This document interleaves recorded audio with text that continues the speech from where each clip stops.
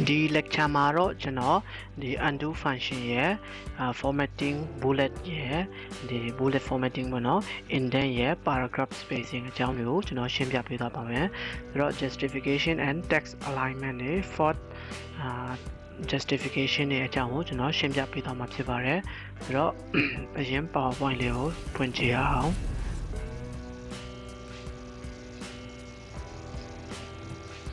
ဆိုတော့အရင်ဆုံး undo function ကိုကျွန်တော်ပြောပြမယ်ဒီထဲကိုသွားလိုက်မယ်အကြောင်းမျိုးမျိုးကြောင့်ကျွန်တော်တို့ဒီတိုင်းဖြတ်မိသွားတာမှားပြီးတော့ရိုက်မိသွားတာရှိလို့ရှိရင်ဒီ software တိုင်းမှာ undo function တွေပါပါတယ်ဆိုတော့ဒီကောင်လေးပေါ့နော် undo control နဲ့ z ကိုအသုံးပြုပြီးတော့ပြန်ပြီးတော့နောက်ဆုတ်လို့ရပါတယ်ဒီတိုင်းနောက်ဆုတ်လို့ရပါမယ်ဒီမှာundo function နဲ့မပါခဲ့မလို့မလဲပေါ့နော်အဲ့တော့အဲ့မှာမတွေ့ရဘူးဆိုရင်တော့ file ထဲကိုသွားပါပြီးရင်ဒီ more ထဲကိုသွားပြီးတော့ option ထဲကိုသွားလိုက်ပါ option ထဲကိုသွားပြီးတော့အဲ့မှာ quick access toolbar ဆိုတဲ့နေရာမှာဒီလိုမရှိခဲ့လို့ရှင်ပေါ့နော်ဒီလိုမရှိခဲ့လို့ရှင်ဘယ်လိုလုပ်မလဲဒါဆိုရင်မရှိတော့ဘူးပျောက်သွားပြီပေါ့နော်အဲ့လိုပျောက်သွားခဲ့တယ်ဆိုရင်တော့ခုနတုန်းနေရာ more ထဲကနေ option ထဲဝင်ပါပြီးရင် quick access toolbar ထဲဝင်ပါပြီးရင်save function က s ထဲမှာရှိမှာဆိုတော့save ထားမယ်ပြီးရင် undo အောက်မှာ undo အလိုထားမယ်ပြီးရင်redo undo နဲ့ redo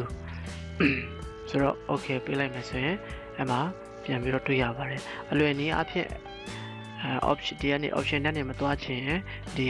down arrow လေးကိုနှိပ်လိုက်ပါနှိပ်လိုက်ပြီးတော့အဲ့မှာmore comment ဆိုတဲ့ဟာလေးနှိပ်မယ်ဆိုရင်လည်းတခါတည်းဒီ quick access ဒီ option တွေကိုတခါတည်းတွားပေးပါတယ်ဆိုတော့ဒါတွေကို spelling check လုပ်တဲ့ဟာတွေဒီမှာတော့ default အနေနဲ့ထားပေးရပါတော့အမှာ open ရှိတယ်ဒီကနေအလိုကိုကြိုက်တဲ့ဟာ check mark လုပ်ပေးလို့ရပါတယ် quick brand ကျွန်တော်ပြန်ဖြိုးလိုက်မယ်မျက်စိရှုပ်မှာဆိုလို့ပါဆိုတော့ဒါ undo နဲ့ redo ပါ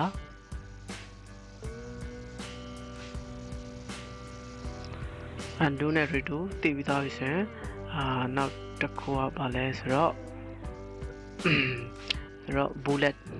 အကြောင်းပြောပြမယ်နော်ဆိုတော့ bullet ကတော့ Microsoft Word မှာလည်းကျွန်တော်ပြောခဲ့ပြီးပြီစာနည်းလေးရိုက်ချအောင် course outline ဆိုပြီးတော့ပြလိုက်မယ်ဒီမှာကျွန်တော်layout ယူထားတာဒီနှစ်ခုရှင်ပြီးတော့ယူထားတဲ့ layout ပေါ့နော်အဲ့မှာသူက bullet လေးထည့်ပြီးထားပေးတာပါအဲ့မှာတစ်ချက်နှိပ်ပြီးတော့ရေးလိုက်ရုံပါပဲဆိုတော့ course outline ဆိုတော့home tab lesson insert tab lesson ဆိုပြီးပြလိုက်မယ်ဒီ ESIG and design tab and ESS design tab lesson ရှိမယ်ပြီးရင် DRANSI transition tab lesson ရှိမယ်ပြောင်းချင်ဒီကနေပြောင်းလိုက်ရုံပါပဲပြန်ဖြုတ်ချင်တော့ဒီကနေအလွယ်တကူဖြုတ်လို့ရတယ်ပြန်ပြောင်းချင်ဒီလိုလေးပြောင်းလို့ရတယ်ပေါ့နော်အဲ့လိုလေးပြောင်းလို့ရပါတယ်ပြီးတော့နောက်တစ်ခုကတော့အမှ bullet and numbering ဆိုတဲ့နေရာထဲကိုဝင်လိုက်ပြီးတော့ဒီမှာအများကြီးပြောင်းလို့ရတယ်ပေါ့နော်အမှ customize ယူပြီးတော့ကိုကြိုက်တဲ့ design လေးတွေယူလို့ရပါတယ်အဲ့မှာဆိုရင်font ကိုW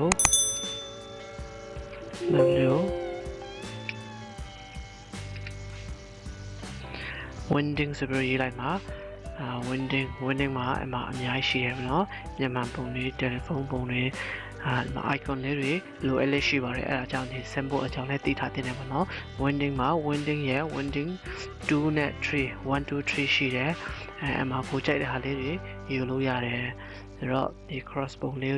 ယူချင်အဲ့လိုယူလို့ရတယ်ကျွန်တော်စာအုပ်ပုံလေးယူကြည့်မယ်ဒါဆိုရင် select လုပ်ပြီးဆိုတော့ okay ကျွန်တော်စာအုပ်ပုံလေးနဲ့ပြောင်းသွားတယ်ပေါ့နော်စာအုပ်ပုံကတိတ်ပြီးတော့မတင်တော့ဆိုတော့ကျွန်တော်တခြားဟာလေးပြောင်းကြည့်လိုက်မယ်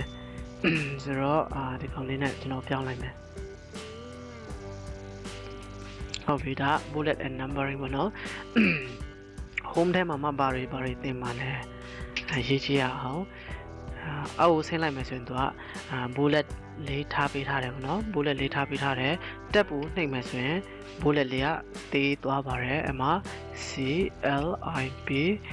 clipboard ရှိမယ် SLID slide ရှိမယ်အမှာတက်ဖို့ထပ်ခောက်တယ်ဆိုရင်ပို့ပြီးတော့သေးသွားမှာပါfont ရှိမယ်ဆိုတော့နောက်ပြန်ဆုပ်ခြင်း shift နဲ့တက်ဖို့နှိပ်လိုက်မယ်ဆိုရင်သူကကြီးသွားပါတယ်ဒီနေရာမှာဟိုကြိုက်တာရေးလို့ရပြီနော်အဲ့လိုတက်ဖို့နှိပ်မယ်ဆိုရင်သူကကြီးသေးသွားပါတယ်ရှေ့ကိုရောက်သွားတော့ပို့ပြီးတော့သေးသွားတာပေါ့နော်ဆိုတော့ဒီလိုလေးနဲ့လုပ်လို့ရပါတယ်ဆိုတော့အလွယ်နည်းလုပ်ကြည့်ရအောင်ပုံမှန်အားဖြင့်စာကိုအရင်ရိုက်လေးရှိတယ်ပေါ့နော်စာကိုအရင်ဒီတိုင်းရိုက်လေးရှိပါတယ်ဒီ presentation ပြင်တဲ့သူတွေက CLIP VOL clipboard ရှိမယ် SLID slide ရှိမယ်font ရှိမယ်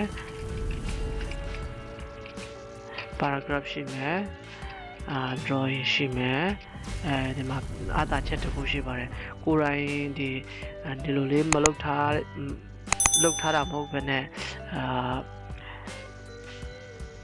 သူတို့ default ပေးထားတဲ့ဒီဟိုလေးပေါ့နော်layoutလေးမှာဆိုရင်သူကစာကိုဆန့်အောင်သူကလုပ်ပေးသွားပါတယ်အားသာချက်အားနည်းချက်ပါကိုကလိုအပ်ရင်လိုအပ်တယ်လို့အသုံးပြုလို့ရပါတယ်ဒီတိုင်းကိုဆွဲပြီးတော့လုပ်ထားတဲ့ဒီကောင်ဆိုရင်သူကဒီစာမဆန့်ရင်သူက font တွေမချုံပေးပေါ့နော်ဒီကောင်က automatic ချုံပေးပါတယ်အမှ drawing ရှိမယ် editing editing ဆိုတော့အလွယ်လေးနဲ့လုပ်ချင်ရင်တော့ဒီကောင်ကို select လုပ်လိုက်ပါ select လုပ်ပြီးတော့ဒီနေမှာincrease list level အဲ့လိုလေးတိုးပေးလို့ရပါတယ်ရှေ့ကိုတိုးပေးလို့ရတယ်ပေါ့နော်ဆိုတော့ဒါဆိုရင် bullet and numbering ကိုနားလည်မယ်လို့ပြောနေပါတယ်ဆိုတော့ဒီကောင်ကို picture အနေနဲ့လည်းထည့်လို့ရပါတယ်picture ပေါ့နော် bullet and numbering မှာသွားလိုက်ပါမှာ picture ကိုလို့ရှင်တဲ့ icon ပုံလေးတွေကိုရှာလို့ရတယ် online picture ကိုနှိပ်ပြီးတော့ icon လေးကျွန်တော်ရှာကြည့်ရအောင်